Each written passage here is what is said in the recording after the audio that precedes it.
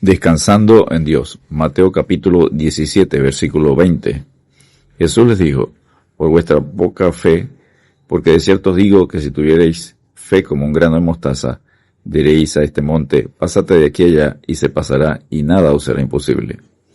Lucas informa que este evento de la sanidad de un muchacho endemoniado, registrado en Mateo 17, versículos 14 al 21, ocurrió al día siguiente de la transfiguración, Lucas 9:37.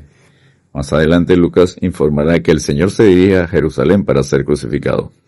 Cuando se cumplió el tiempo en el que él había de ser recibido arriba, afirmó su rostro para ir a Jerusalén, Lucas 9:51. En Mateo capítulo 17, versículo 14, inicia una serie de enseñanzas hasta Mateo capítulo 20. La primera a los discípulos es sobre la fe. Así como la vida espiritual se recibe por fe, así también debe vivirse por fe. El escritor a los Hebreos afirma: pero sin fe es imposible agradar a Dios, porque es necesario que el que se acerca a Dios crea que le hay, y que es galardonador de los que le buscan. Hebreos capítulo 11, versículo 6. La súplica de un padre. Mateo capítulo 17, versículos 14 y 15.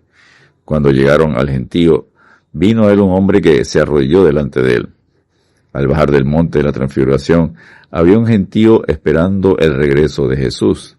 Entre el gentío había un grupo de escribas que discutían con los 9 discípulos que quedaron esperando al pie del monte. El motivo de la confrontación no se conoce.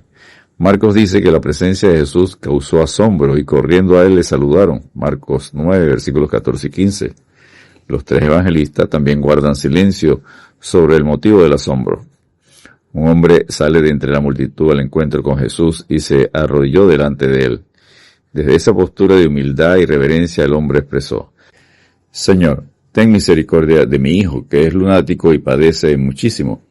El hijo era lunático, enfermedad que en ese tiempo la vinculaban con los cambios de la luna, y en el léxico médico actual equivale a epiléptico.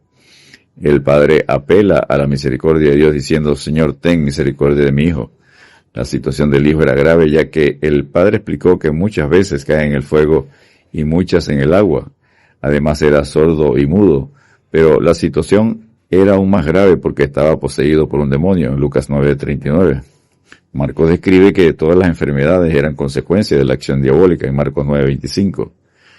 Cristo, el cual mismo llevó nuestros pecados en su cuerpo sobre el madero, para que nosotros, siendo muertos a los pecados, vivamos a la justicia, por la herida del cual habéis sido sanados. 1 Pedro capítulo 2, versículo 24. La impotencia de los discípulos. Mateo capítulo 17, versículo 16. Y lo he traído a tus discípulos, pero no le han podido sanar. Los discípulos fueron investidos de poder para echar fuera demonios cuando fueron enviados a evangelizar, pero este caso no lo pudieron sanar. Tal vez ese fue el caso de discusión de los escribas, que aprovechaban cualquier ocasión para desprestigiar a Jesús. El mal testimonio del cristiano es tropiezo para el crecimiento de la iglesia. El mundo necesita ver a Cristo cambiando la vida de los cristianos para que respalde su palabra. Porque la palabra de la cruz ciertamente es necedad para los que se están perdiendo, pero para los que están siendo salvos, para nosotros es poder de Dios. 1 Corintios capítulo 1, versículo 18. Biblia textual, versión 4. Generación incrédula y perversa. Mateo capítulo 17, versículo 17 y 18. Respondiendo Jesús dijo: oh generación incrédula y perversa, ¿hasta cuándo he de estar con vosotros? ¿Hasta cuándo os he de soportar? Traédmelo acá. ¿A quién se dirige el reproche de Jesús? La condición espiritual de la multitud recibe el calificativo de generación incrédula y perversa. Incrédula es falta de fe. Perversa significa pervertir, retorcer, confundir. Por tal motivo Jesús reprocha diciendo: ¿hasta cuándo os he de soportar? Estaba diciendo: ¿cuánto tiempo necesitan para entender quién soy? Jesús en su misericordia manda al Padre: traédmelo acá.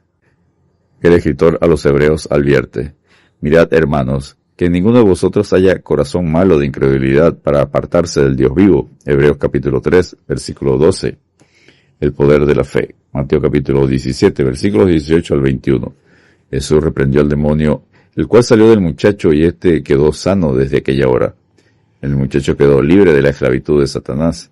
Se estaba cumpliendo dar a los presos apertura de la cárcel. Isaías 61, versículo 1. La comunión en privado con Dios permite entrar confiadamente al trono de la gracia para alcanzar misericordia y hallar gracia para el oportuno socorro.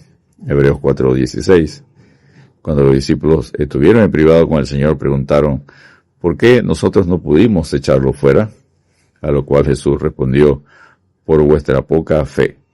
El no tener un poco de fe no permitió la sanidad del muchacho a través de los discípulos. Dios es perfecto y no se equivoca. Mateo 17, versículo 21, contradice lo que ya ha afirmado Jesús, que fue por falta de fe. El motivo es que el versículo de Mateo 17, versículo 21, no está en los originales. Jesús explica el poder de la fe. Porque de cierto os digo que si tuviereis fe como un grano de mostaza, diréis a este monte, pásate de aquella y se pasará, y nada os será imposible.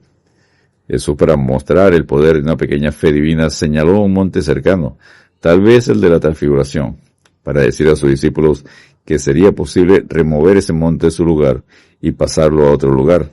Lo expresado por Jesús es literal. Pablo alude a una fe que mueve montañas, 1 Corintios 13:2. Por la fe, Abraham, siendo llamado, obedeció para salir al lugar que había de recibir como herencia, y salió sin saber a dónde iba. Hebreos capítulo 11, versículo 8.